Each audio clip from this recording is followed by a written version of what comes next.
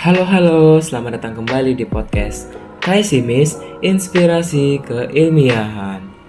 Pada episode kedua, saya Januardo Fernando Saragis sebagai host kali ini akan membahas sebuah materi yang sedang hangat dibicarakan di kalangan pemuda, terutama di kalangan mahasiswa.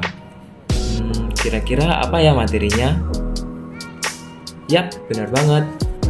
Kali ini kita akan membahas mengenai SDGs. Wah, sepertinya topik yang menarik nih untuk dibicarakan. Tapi, kali ini saya tidak sendiri. Saya ditemani oleh dua wanita yang sangat menginspirasi kita di sini. Kalau begitu, langsung saja. Mari kita sambut pembicaraan kita kali ini. Halo Mbak Enda, halo Mbak DJ. Halo teman-teman semuanya, perkenalkan aku Enda Rianisi, biasa dipanggil Enda dari Prodi Kimia 2020. Hai, kenalin aku Tengku Hadijah Nurul Hanifah, biasanya dipanggil DJ. Kebetulan sekelas sama Enda dari Kimia B 2020. Salam kenal semuanya. Salam kenal. Wah, suaranya kedengaran ceria banget ya. Gimana nih kabarnya dari Mbak DJ, Mbak Enda? Apa kabar Mbak? Alhamdulillah, kalau dari aku sehat. Perasaannya luar biasa ya, dapat kesempatan buat podcast sama kalian semua. Oke, kalau dari aku juga alhamdulillah kabarnya sangat baik dan juga tentunya bahagia bisa sharing-sharing diskusi sama teman-teman di podcast KS Imis. Kalau Ardo sendiri gimana nih kabarnya? Waduh, jadi aku nih yang ditanya-tanya. Mengenai kabarku, aku sangat senang karena untuk pertama kalinya aku bisa menjadi host dalam sebuah podcast yang apalagi bersama Kaisimis ya kan. Jadi aku sangat senang dan super excited. Kalau boleh tahu, akhir-akhir ini lagi sibuk apa ya Mbak? Kalau dari aku kesibukannya kebetulan lagi ikut penelitian juga bareng Mbak Endah. Terus di organisasi aku lagi di Departemen Riset KSIMIS, terus di UKM Kewirausahaan UNY. Terus aku juga lagi jadi tentor research di salah satu SMP di Jogja. Tapi tetap nggak lupa buat olahraga dan doing my hobbies tentunya. Sekarang baru sibuk ngerjain penelitian dan ngerjain program kerja di Departemen Kewirausahaan KS Imis, terus juga di organisasi BMKM UNY, sama menjadi panitia PKKMB UNY gitu. Oh begitu ya Mbak. Wah keren banget. Untuk bisa kenal lebih dalam lagi, mungkin teman-teman pendengar bisa mencari atau stalking nih sosial media dari Mbak DJ atau Mbak Enda biar langsung makin kenal gitu. Oke nih Mbak, aku mau tanya-tanya nih tentang topik yang sedang hot atau yang sedang hangat di tengah-tengah masyarakat. Yang pastinya pendengar juga pasti ingin tahu mengenai SDGs ini. Kita tahu bahwa SDGs atau tujuan pembangunan berkelanjutan ini udah disahkan dari tahun 2015 hingga sekarang tuh bisa menjadi perbincangan yang hangat bagi masyarakat. Namun, gak sedikit juga yang belum tahu apa sih itu SDGs. Mungkin kalau dari Mbak Endah, menurut Mbak, apa sih itu SDGs? Ya baik, jadi benar ya SDGs itu adalah tujuan pembangunan berkelanjutan atau Sustainable Development Goals. Jadi SDGs ini adalah suatu rencana aksi yang bersifat global atau internasional yang disepakati oleh pemimpin-pemimpin di dunia, termasuk juga Indonesia, pada Perserikatan Bangsa-Bangsa atau PBB. Agenda ini kan tentunya melibatkan 194 negara dan juga berbagai pelaku ekonomi di seluruh dunia gitu.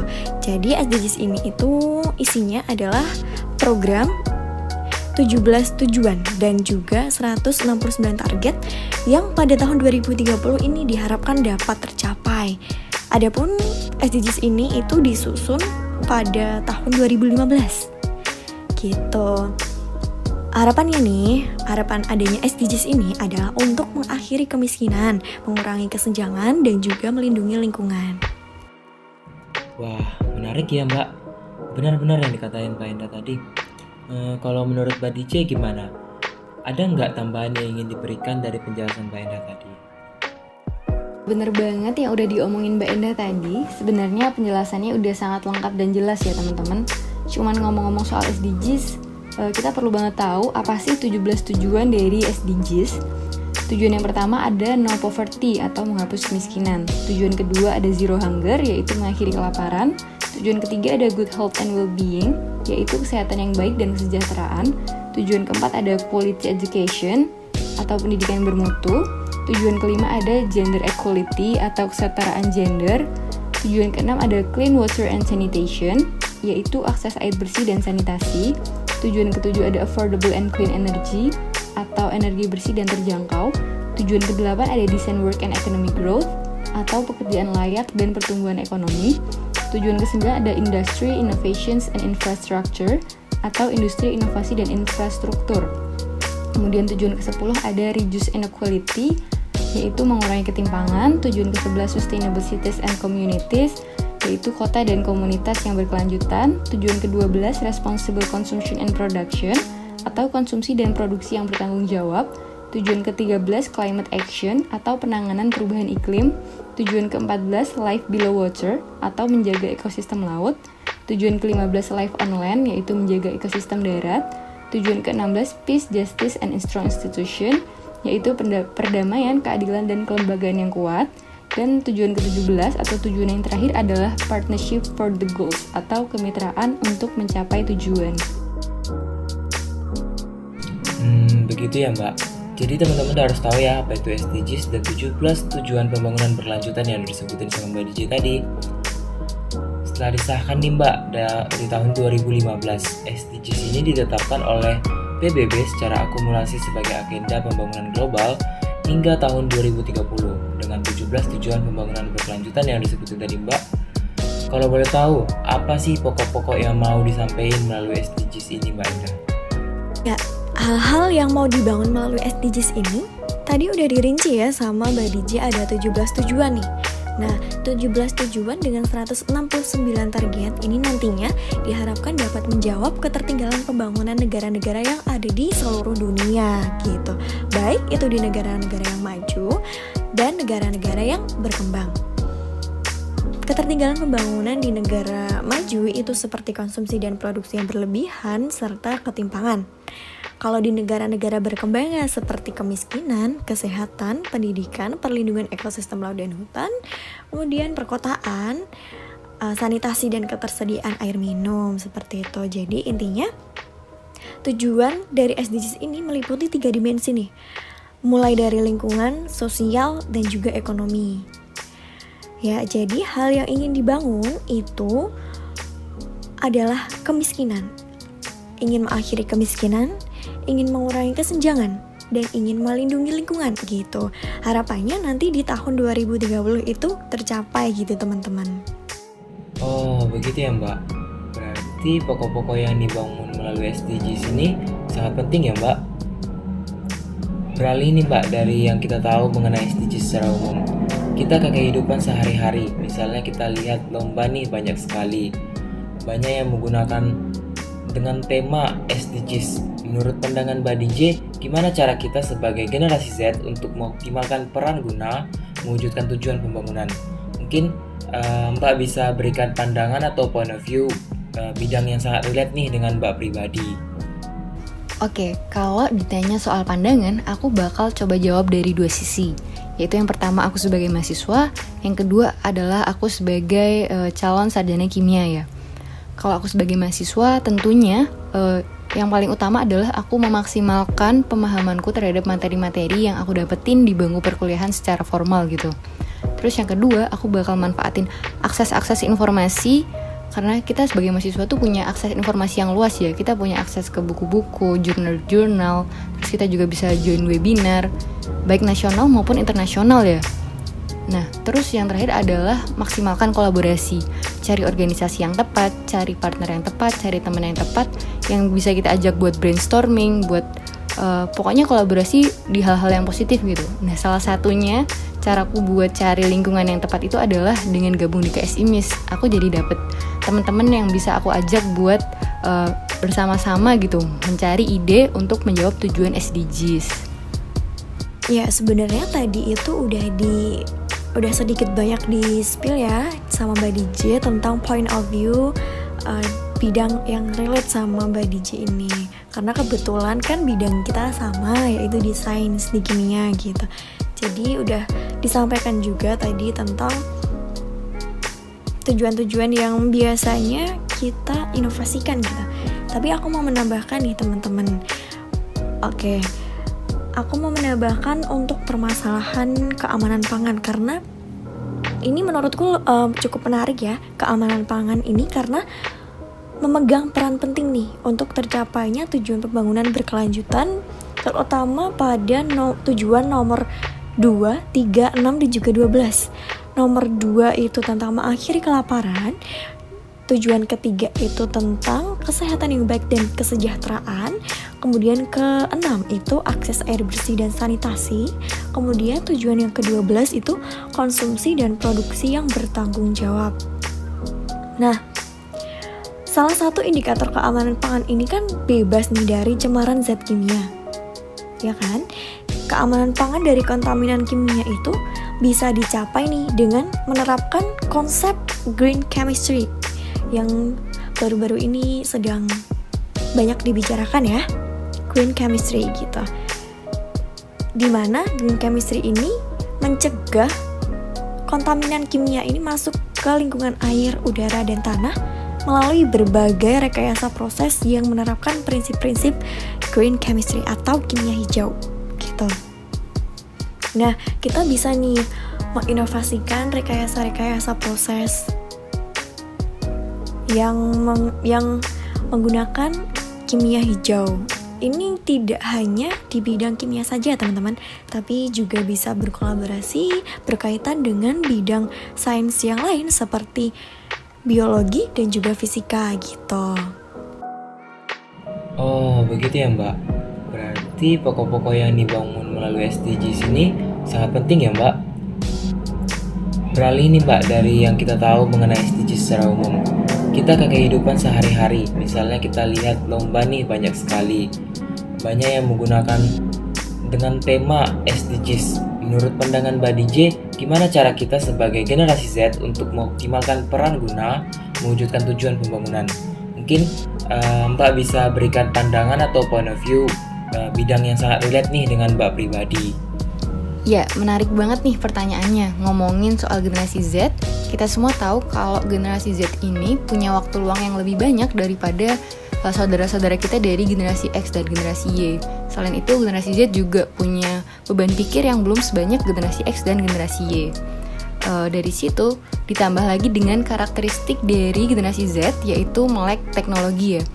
Jadi dari perpaduan dari ketiga hal tersebut tuh harusnya membuat kita jadi berpikir kritis dan sampai akhirnya bisa melahirkan ide-ide baru atau inovasi-inovasi yang dapat bermanfaat buat sekitar kita. Ya salah satunya buat menjawab tujuan-tujuan dari SDGs ini. Ya karena melek teknologi ini, generasi Z itu cenderung punya kemampuan literasi yang lebih baik. Kemudian mereka punya akses informasi yang luas. Mereka juga bisa bertukar informasi dengan orang-orang di berbagai penjuru dunia. Nah, dari situ mereka jadi lebih tahu nih apa sih sebenarnya yang sedang dihadapi oleh masyarakat dunia, masalah apa sih yang harus dipecahkan, tujuan apa yang harus dicapai. Inovasi seperti apa yang dibutuhkan dalam SDGs? Oke, menarik nih. SDGs yang seperti kita tahu artinya kan pembangunan berkelanjutan, tujuan pembangunan berkelanjutan ya. Berkelanjutan itu identik dengan masa depan. Nah, sebaiknya nih, inovasi yang kita berikan itu yang berhubungan dengan masa depan. Artinya, kita harus bisa melihat potensi-potensi, kita harus bisa melihat permasalahan di masa depan. Kemudian, kita memberikan solusi dengan inovasi yang kita berikan sehingga bisa bermanfaat nih bagi masyarakat luas gitu. Karena inovasi yang baik itu adalah inovasi yang bermanfaat bagi masyarakat. Dan jangan lupa juga sebaiknya itu yang berkaitan dengan bidang kita, sehingga kita bisa merealisasikannya dengan baik gitu. Jadi inovasinya itu tidak harus yang wah gitu. Yang penting adalah yang bermanfaat bagi masyarakat, teman-teman. Seperti itu. Wah, sebelumnya terima kasih ya Mbak atas tips and trik yang udah Mbak berikan. Jadi kita lebih banyak tahu ya teman-teman untuk membuat langkah nih untuk menjadi seseorang yang bisa menjadi kreatif dan juga inovatif. Oh ya Mbak DJ, kalau kita lihat nih dari tipe-tipe mahasiswa, kita kan tahu ada mahasiswa yang introvert atau yang mungkin interaksinya kurang gitu. Ada juga yang extrovert yang suka berinteraksi dengan orang banyak. Dan ada juga yang ambivert yang kayak orang yang berkeinginan untuk mencapai sesuatu gitu. Sebenarnya ada nggak sih kaitannya dan bisa atau enggak sih untuk berperan di SDGs ini? Tentang extrovert, introvert, sama ambivert ya. Kalau menurutku semua bisa banget buat ambil peran sesuai sama apa yang mereka punya, sesuai sama kelebihan dan kekurangan mereka gitu. Kalau kaitannya sama SDGs ya tentu ada sih, tapi emang bukan jadi penghalang gitu loh. Mungkin kaitannya cuma di cara mereka dapat informasi, terus cara mereka menyampaikan inovasi gitu ya. Kalau misalnya extrovert mungkin dia dapat informasinya dengan berdiskusi sama teman-teman, terus dia juga bisa berpendapat di depan umum gitu ya secara langsung. Tapi kalau misalnya introvert mungkin dia lebih sering buat cari informasi dari sumber-sumber tertulis, terus dia juga bisa share informasinya juga dari sumber-sumber tertulis mungkin ya. Kalau misalnya introvert sama extrovert itu dibedakan dari gaya bersosialisasinya. Mungkin itu aja sih, tapi sama sekali bukan jadi penghalang. Mau introvert, extrovert atau ambivert, mau siapapun kamu, kalau misalnya kamu mau ambil peran buat menjawab tujuan-tujuan SDGs ini, pasti bisa kok. Benar-benar. Berarti kalau introvert tuh bisa juga ya Mbak untuk berperan di SDGs ini. Berarti baik itu introvert, extrovert, dan ambivert, berarti semuanya juga bisa berperan di SDGs ini Mbak. Bisa. Mungkin dari pendengar di sini, baik teman-teman semuanya pasti tahu dong dengan Mbak Endah dan Mbak DJ, yang dimana udah terkenal banget nih di WNI dengan prestasinya, dengan keaktifannya dalam mengikuti organisasi, kepanitiaan, dan lomba-lomba. Apalagi Mbak katanya ikut PKMF KSIMIS nih ya, dimana kita tahu bahwa KSIMIS juga ada lomba-lomba dan sejenisnya. Kira-kira bagaimana cara Mbak sekalian sebagai mahasiswa dalam mengatur strategi supaya balance nih antara kuliah, organisasi, dan proyek mengenai SDGs ini? Silakan Mbak. Baik, terima kasih atas pertanyaannya. Wah, ini pertanyaan yang sulit ya buat dijawab. Bagaimana nyimbangin antara kehidupan perkuliahan, organisasi, sama proyek SDGs atau perlombaan? Jujur aja, aku belum sampai di tahap itu, belum sampai di tahap yang benar-benar bisa nyimbangin ketiganya. Ya, aku masih belajar dan masih menerima masukan juga dari orang-orang sekitar gitu ya. Tapi mungkin aku mau share sedikit yang bisa kita sama-sama coba buat nyimbangin ketiga hal tersebut. Kalau menurutku yang pertama itu adalah kenalin dulu diri kalian, apa kelebihan kalian, apa kelemahan kalian, gimana potensi kalian, dan apa yang kalian butuhin. Itu kalian harus benar-benar tahu dulu apa yang kalian butuhin gitu. Nah, setelah kalian tahu apa yang kalian butuhin, tetapin tujuan kalian. Misalnya kuliah, organisasi, terus ikut lomba ABC, itu tuh kalian harus benar-benar dasarnya tuh kuat. Kalian kuliah itu kenapa gitu loh. Kenapa kalian harus kuliah capek-capek bayar, itu kenapa? Itu tuh harus benar-benar jelas, detail, dan kalau bisa ditulis sih. Terus kayak kenapa kalian harus ikut organisasi, capek-capek prokeran, harus ngeluarin uang juga, itu tuh untuk apa yang mau kalian dapetin, itu harus kalian pikirin dengan benar-benar detail. Jadi nanti ketika suatu saat kalian lagi capek di organisasi, kalian lagi capek di perkuliahan, kalian punya semangat lagi gitu loh. Ketika kalian ngelihat, oh, perjuanganku buat masuk kuliah, perjuanganku buat masuk organisasi itu nggak gampang. Aku udah ngorbanin ini. Terus aku tuh pengen dapat ini. Aku udah sampai mana? Aku udah dapat apa? Aku masih kurang apa? Itu tuh harus jelas gitu ya.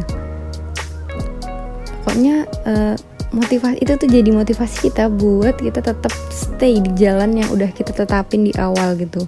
Buat kita tetap ada di jalur itu. Nah, antara ketiganya tetap sih harus punya prioritas. Nggak bisa kita pentingin semua tuh, nyaris nggak bisa menurutku ya. Tetap aja ada yang paling penting dan ada yang penting dan ada yang cukup penting gitu. Ada yang kalian bisa tinggalin dan ada yang benar-benar kalian nggak bisa tinggalin. Kalian harus peka sama hal itu, kalian harus sadar sama hal itu. Jadi antara ketiganya bisa jalan tapi tetap di porsinya punya masing-masing gitu loh, punya porsi masing-masing maksudnya. Selain itu, kalian juga bisa bikin plan sih, kayak bisa mingguan, bisa bulanan, bisa harian, kayak apa sih yang mau kalian kerjain terkait kuliah, terkait organisasi, terkait perlombaan. Biasanya aku ambil satu kertas HVS, terus aku bagi jadi 4 gitu. Ada kuliah, organisasi, perlombaan, sama lain-lain. Itu kayak buat diriku sendiri, kayak olahraga, main sama teman-teman gitu. Itu dibuat plan gitu. Jadi jangan sampai ada urusan dari keempatnya itu yang kayak kelewat atau kelupaan atau ketinggalan. Kalau bisa ya jalan semua, dengan kalian kerjainnya itu satu persatu sesuai dengan skala prioritas yang kalian tentuin di awal. Itu sih. Sama ini, nah, sering-sering evaluasi diri, sering-sering refleksi diri. Bisa dari kalian sendiri atau kalian bisa minta evaluasi dari orang-orang terdekat kalian. Kayak gimana sih aku di organisasi ini, kayak gimana sih aku di perkuliahan. Gitu kalian bisa minta evaluasi sama mereka. Yang paling penting jangan pernah menutup diri untuk menerima masukan gitu. Iya, teman-teman, aku juga setuju sih sama apa yang disampaikan Mbak DJ tadi. Poin-poinnya itu sangat penting ya untuk strategi, untuk membalancekan, menyeimbangkan antara kuliah, organisasi, dan proyek-proyek gitu ya. Karena aku juga masih belajar, masih banyak yang harus diperbaiki untuk bisa menyeimbangkan semuanya gitu. Karena menurut saya itu semuanya penting. Kuliah itu adalah suatu kewajiban, kemudian organisasi itu adalah suatu tanggung jawab, dan proyek-proyek ini seperti penelitian dan lomba itu adalah salah satu upaya untuk mencapai goals gitu. Jadi benar banget harus set your goals gitu ya, set your goals, karena gak semua orang itu suka organisasi, gak semua orang itu suka lomba, gak semua orang itu suka penelitian. Jadi goals orang itu berbeda-beda, tergantung goals dari teman-teman mau menyeimbangkan apa yang dirasa teman-teman itu penting gitu ya. Tapi kita di masa kuliah ini harus bisa memanfaatkan waktu dengan sebaik mungkin. Ini adalah kesempatan emas untuk kita bisa berkembang gitu teman-teman. Nah, kalau dari aku strateginya itu adalah yang pertama adalah manajemen waktu, time management. Bagaimana cara kita mengelola waktu 24 jam untuk memikirkan semuanya seperti kuliah, organisasi, lomba-lomba, penelitian, keluarga juga harus menjadi perhatian, kesehatan juga harus menjadi perhatian. Jangan sampai teman-teman sibuk semuanya tapi lupa untuk menjaga kesehatan itu, karena kesehatan itu tetap nomor 1 ya teman-teman. Itu yang penting. Manajemen waktu orang itu berbeda-beda. Kita memiliki waktu banyak kok, 24 jam kok gitu. Jadi belajar untuk memanajemen waktu dengan baik gitu. Terus yang selanjutnya adalah tekad yang kuat dari diri kita sendiri.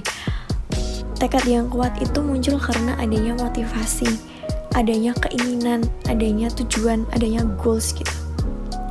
Jadi dengan adanya goals kita menjadi memiliki tekad gitu. Kita bertekad untuk mencapai goals tersebut. Jadi gimana caranya? Kita harus bisa melakukan semuanya gitu. Kita harus melakukan kuliah, organisasi, juga proyek-proyek lomba gitu ya teman-teman. Yang selanjutnya adalah lingkungan yang suportif. Lingkungan yang suportif ini bisa sangat-sangat mendukung proses teman-teman untuk melaksanakan semuanya ya, untuk melaksanakan semua proses perkuliahan ini. Jadi pintar-pintar teman-teman aja untuk mencari lingkungan yang suportif. Saya sangat bersyukur ya bisa masuk ke dalam lingkungan yang suportif seperti di KS IMIS ini, bisa mendukung untuk bisa produktif, bisa berorganisasi, bisa lomba-lomba, penelitian gitu. Kemudian yang selanjutnya adalah jangan takut untuk mencoba. Nah, jangan takut untuk mencoba karena teman-teman tadi udah memiliki goals. Jadi harus tahu nih apa aja yang harus dilakukan untuk mencapai hal tersebut. Nah, untuk melakukan hal-hal ini jangan takut untuk mencoba gitu. Karena takut itu akan menghalangi perkembangan kita, teman-teman. Gitu sih. Jadi semangat buat teman-teman semuanya yang sedang berjuang untuk masa depan. Kita harus bisa untuk menyelesaikan masa-masa kuliah ini dengan baik, memanfaatkan waktu dengan baik untuk berkembang gitu ya teman-teman. Semangat semuanya, jangan lupa jaga kesehatan juga gitu. Wah, keren ya dari strategi yang udah disampaikan oleh Mbak Enda dan Mbak DJ, benar-benar menginspirasi kita semua ya teman-teman. Jadi kita harus belajar mengenai bagaimana strategi dalam membalance antara kuliah, organisasi, dan juga proyek SDGs ini. Yang spesial hanya di-spill di podcast Kaisimis Inspirasi Keilmiahan. Oke Mbak, sebuah pertanyaan terakhir nih untuk Mbak sekalian.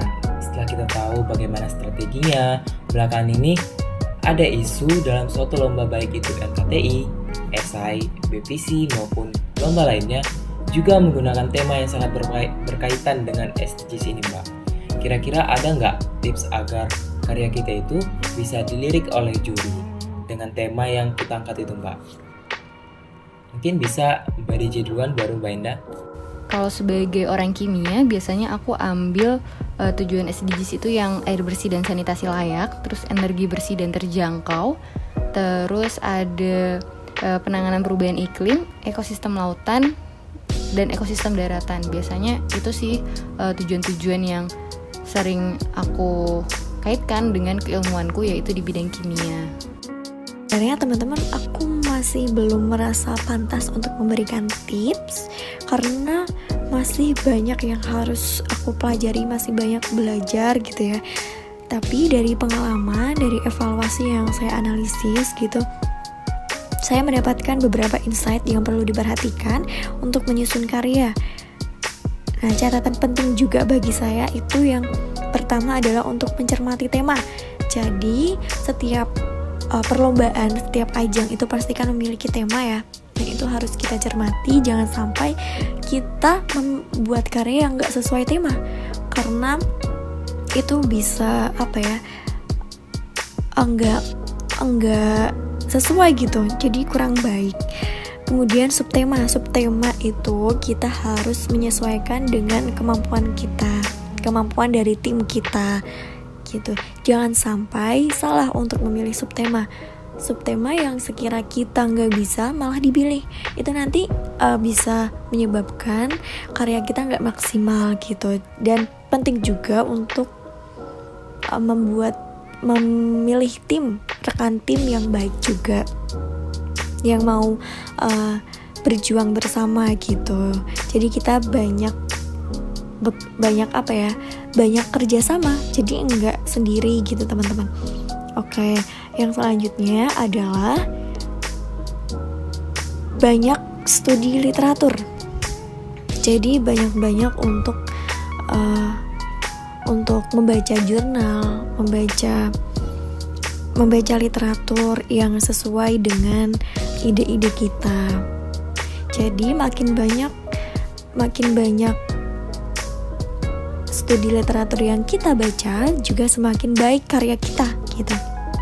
Kemudian fokus dengan salah satu tujuan SDGs yang mau diangkat gitu. Fokus aja salah satu dulu, terus nanti bisa dikembangkan lagi gitu. Oh iya, jangan deadliners juga, karena beberapa kali perlombaan yang saya ikuti itu saya masih deadliners ya teman-teman. Ini penyakit yang masih harus disembuhkan gitu, deadliners. Jadi jangan deadliner, karena karya yang dibuat tergesa-gesa itu enggak maksimal gitu sih. Wah, tips and triknya ya itu kayak gak sulit sama sekali dan bisa dilakuin oleh semua orang. Jadi teman-teman pendengar juga bisa mungkin mengambil sisi positif yang udah dikasih dari tips and trik yang tadi. Jangan lupa tuh dicatat supaya pesan-pesan dan tips and trik yang udah disampaikan dari Mbak tadi bisa kita terapin dalam perkuliahan kita. Baik Mbak, karena pertanyaan juga sudah banyak, mungkin sebelumnya kita mengucapkan terima kasih yang sebanyak-banyaknya kepada Mbak Enda dan Mbak DJ untuk kesediaannya atas sharing-sharingnya dan memberikan pengalamannya, tips and triknya mengenai SDGs ini. Semoga apa yang disampaikan oleh Mbak Enda dan Mbak DJ tadi bisa bermanfaat ya buat teman-teman pendengar. Karena kita telah sampai di penghujung acara, jangan lupa teman-teman untuk like, comment, and subscribe channel YouTube KSIMI Story dan jangan lupa untuk pantau episode podcast selanjutnya. Saya mengucapkan terima kasih kepada teman-teman pendengar yang sudah mendengar keseluruhan bahasan kali ini. Saya Jenor Rofanan Saragi, pamit undur diri. Sampai jumpa. Bye-bye.